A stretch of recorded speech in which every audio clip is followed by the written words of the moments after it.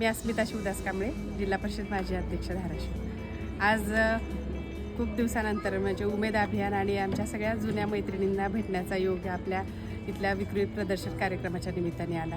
आणि जशी नवीन काही संकल्पना घेऊन हे नवीन वर्ष सुरू होतं आहे, त्यामध्ये आणखीन नव्या उमेदीने आमच्या मैत्रिणी उभारण्यासाठी जे प्रयत्न करत आहेत त्यांना शुभेच्छा देण्यासाठी, त्यांची पुन्हा एकदा भेट घेण्यासाठी या ठिकाणी आले।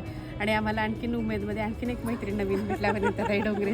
आणि त्याचबरोबर आणि हे उमेद अभियान ज्या उद्देशाने आपण करतो की खरोखर महिलांमध्ये, ग्रामीण भागामध्ये आर्थिक उलाढालीच्या पलीकडे जाऊनसुद्धा तिच्या मनामधली उमेद ही जागरूक राहिली पाहिजे आणि ती नव्या उमेदीने ह्या संसाराच्या, ह्या जगाच्या अनुभवांना आणि आव्हानांना तोंड देण्यासाठी उभा राहावी। अगदी रुद्राक्ष थेरपीपासून ते इथल्या महिलांच्या प्रत्येक स्वाईलसोबत मी स्वतःचं जे काही डिस्टर्बन्सेस किंवा माझं माइंड डिस्टर्ब झाले, हे सगळ्या गोष्टी मी खरंच उमेद हे काय आहे हे मला खरोखर माझ्या स्वतःच्या अनुभवातून दिसतंय।